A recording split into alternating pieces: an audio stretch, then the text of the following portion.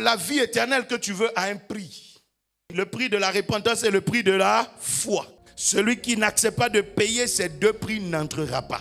La repentance peut te coûter des choses. Paye ce prix. Ça peut te coûter des séparations. Paye ce prix. Jésus a dit, la voie est ouverte. Mais ça peut être difficile pour certaines personnes. Ceux qui estiment qu'ils sont trop riches. Ceux qui estiment qu'ils ont trop de choses à perdre. Voilà ce qu'on appelle le riche. Qui pense qu'il a trop de choses à perdre. Le monde dans lequel nous sommes aujourd'hui est un monde qui est tellement à la quête de bénédiction parce que tout est matériel. L'argent semble répondre à tout. Donc tout est matériel. Au point où même à l'église, on ne te propose que ça. Tu seras élevé, tu travailleras, tu voyageras, tu te marieras. Voilà tout ce qu'on prophétise. Mais on oublie que tu dois entrer au ciel. Il y a des gens qui se marient sans venir à l'église. Il y a des païens qui sont très heureux dans leur mariage.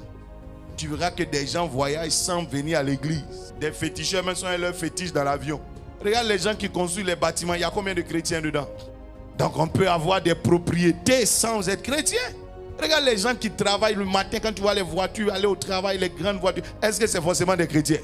Donc quand je viens à l'église, ce n'est pas parce que je viens chercher une voiture. Ce n'est pas parce que je viens chercher du travail d'abord. Ce que je viens chercher à l'église, c'est ce que le monde ne peut pas m'offrir. Et la seule chose que le monde ne peut pas m'offrir, c'est la vie éternelle cachée en Jésus. C'est la première des choses. Mais souvent, on a renversé les choses de sorte que maintenant, ce n'est que ces choses matérielles qu'on cherche à l'église. Et des gens même sont prêts à quitter l'église parce que tu ne te maries pas.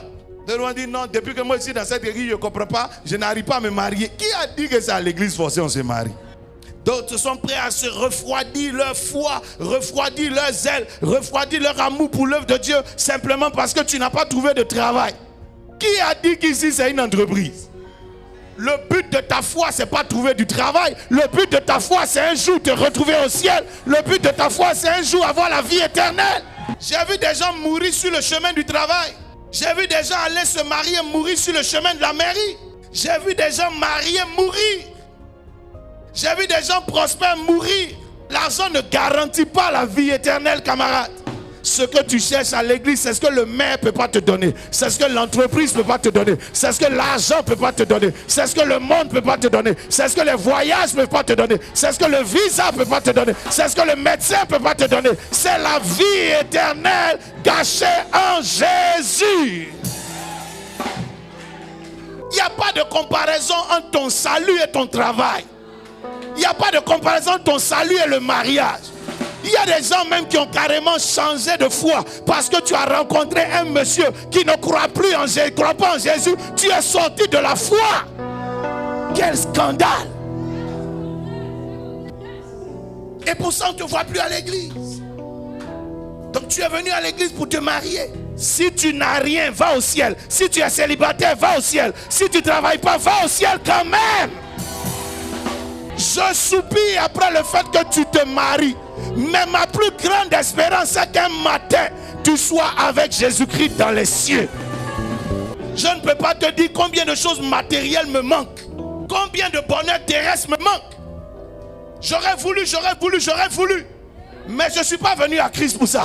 Ce qui m'intéresse le plus, c'est qu'un matin, mon âme se retrouve dans les cieux. Le jeune homme riche, pour des choses matérielles, comme une maison, une entreprise, des biens, a perdu la vie éternelle. Mais aujourd'hui, il est mort. Et les biens auxquels il s'est accroché ne sont plus à lui.